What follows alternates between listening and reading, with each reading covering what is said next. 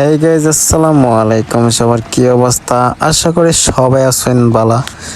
তো আমিও আপনাদের দোয়া ও ভালোবাসায় আর আল্লাহর অশেষ মেহেরবানিতে ভালো আছি।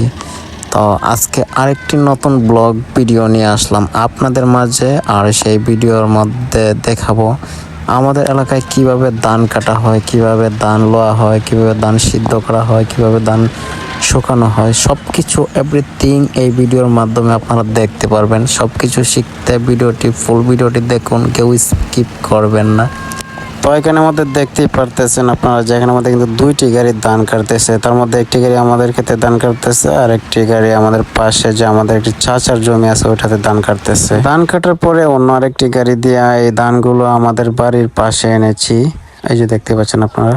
তারপরে এই ধানগুলো ওই গাড়ি এখানে এনে ফেলে রেখে গেছে। তারপরে আমরা ভাবতেছি তো এগুলো তো নিতে হবে।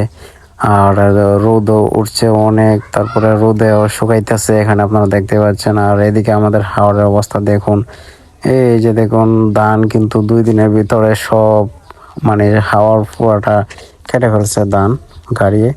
আর গাড়ি নামলে অবশ্য ধান রাখে না। তো অবশেষে এখানে ধান সিদ্ধ দেওয়ার কাজ কিন্তু শুরু হয়ে গেছে অলরেডি। আপনারা দেখতে পাচ্ছেন আমার আম্মা কিন্তু ধান সিদ্ধ দিতেছে, আর এখানে কিছু ধান সিদ্ধ দিয়ে রাখছি। এখানে আপনারা দেখতে পাচ্ছেন যে আমার আম্মা যে ধানগুলো সিদ্ধ দিয়েছিল ওই ধানগুলো কিন্তু সিদ্ধ হয়ে গেছে। তারপরে আমি এই ধানগুলো নামাইতেছি। আর ধানগুলো কিন্তু অনেক গরম, তার জন্য দুটি থালা নিচ্ছি হাতে, থালা দিয়ে নামাইতেছি।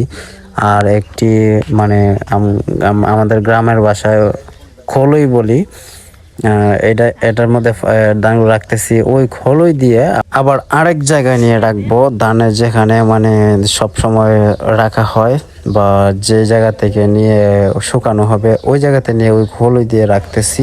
ওই জায়গা থেকে আবার আরেক জায়গায় নিব ধানগুলো শুকানোর জন্য। আর এদিকে হচ্ছে আমি মানে এই যে ধানগুলো পড়ে যাচ্ছে, ভালোভাবে ধোয়া যাচ্ছে না কারণ অনেক গরম ধানগুলো। দূর দূর থেকে হচ্ছে ধানগুলো নামানো লাগতেছে, আপনারা দেখতেই পাচ্ছেন।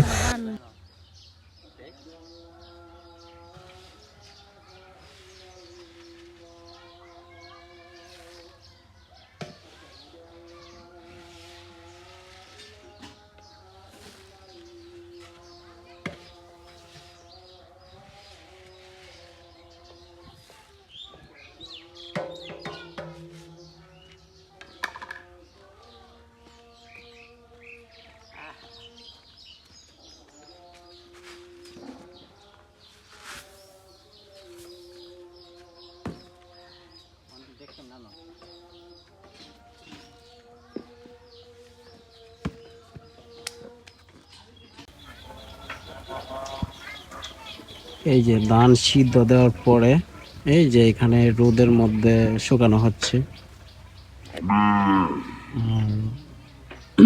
আমাদের হাওড়ের অবস্থা দেখুন, ধান কাটা শেষে হাওড়ের অবস্থা। এখনো দূরে গাড়ি ধান কাটতেছে, অনেক দূরে, ওই যে এদিকে আছে।